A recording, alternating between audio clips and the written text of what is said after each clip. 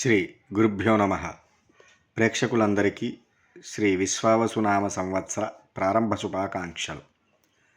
మిథున రాశి వారి ఫలితాలను చూచినట్లయితే మృగశిర నక్షత్రము 3-4 పాదాలకు, ఆర్ద్ర నక్షత్రము 1, 2, 3, 4 పాదాలకు, పునర్వసు నక్షత్రము 1, 2, 3 పాదాలకు రాశి మిథున రాశి అగుచున్నది.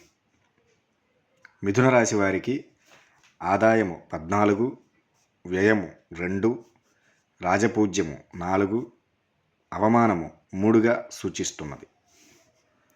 ఈ రాశి వారికి గురుడు మే 15వ తేదీ నుండి జన్మరాశి యందు సువర్ణమూర్తిగాను, శని సంవత్సరమంతా దశమస్థానమునందు తామ్రమూర్తిగాను, రాహువు మే 18 నుండి సంవత్సరమంతా భాగ్యస్థానమునందు, కేతువు మే 18 నుండి తృతీయ స్థానమునందు లోహమూర్తులుగా సంచరించుచున్నారు.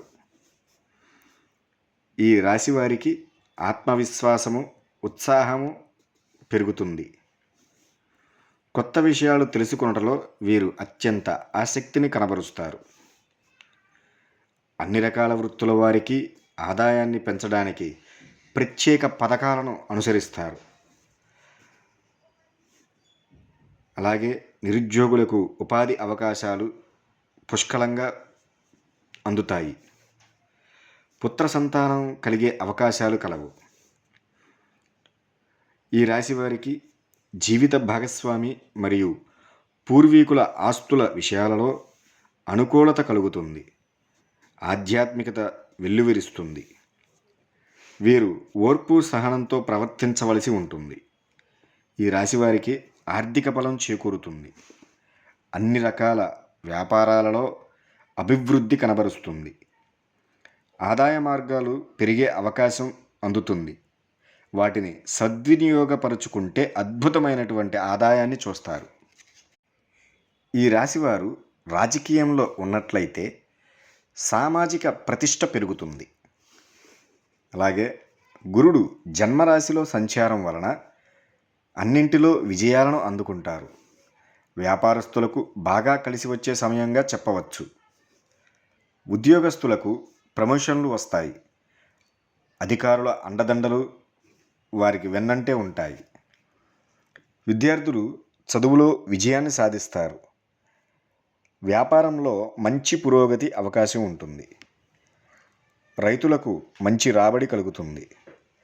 స్వల్ప ఆరోగ్య సమస్యలు ఎదురవుతాయి. అలాగే వ్యాపారంలో చిన్న చిన్న సమస్యలను ఎదుర్కొంటారు. శని దశమస్థానంలో సంచారం వలన వీరి కోరికలు నెరవేరుతాయి. వాహనాలను కొనుగోలు చేస్తారు. ఆస్తులను కొనుగోలు చేస్తారు. వీరు తలపెట్టే పనులన్నీ కూడా విజయవంతమవుతాయి. అలాగే వీరు కృషి పట్టుదలతో ఆర్థిక సమస్యలను ఎదుర్కొంటారు. వీరి తల్లిదండ్రులకు కొంత అనారోగ్యానికి గురయ్యే అవకాశం ఉంటుంది. మరియు మీ భాగస్వామితో మంచి సంబంధాన్ని కొనసాగించడంపై దృష్టి పెట్టవలసి ఉంటుంది. ఈ రాశి వారికి వారి సంతానానికి ఉన్నత విద్య లభిస్తాయి. వారసత్వంగా సంక్రమించిన ఆస్తి మీకు దక్కుతుంది. అలాగే వారు మాటలు అదుపులో ఉంచుకోవలసి వస్తుంది. వివాదాలకు దూరంగా ఉండడం చాలా మంచిది. కుటుంబంలో శుభకార్యాలు చేస్తారు. అలాగే వీరికి ఉమ్మడి వ్యాపారాలు కూడా బాగా కలిసి వస్తాయి. ఎవరైనా భాగస్వామ్యంతో వ్యాపారం చేద్దామనుకున్న వారికి అనుకూలత సిద్ధిస్తుంది. మరియు వీరిలో ధైర్యము మరియు పరాక్రమం పెరుగుతాయి.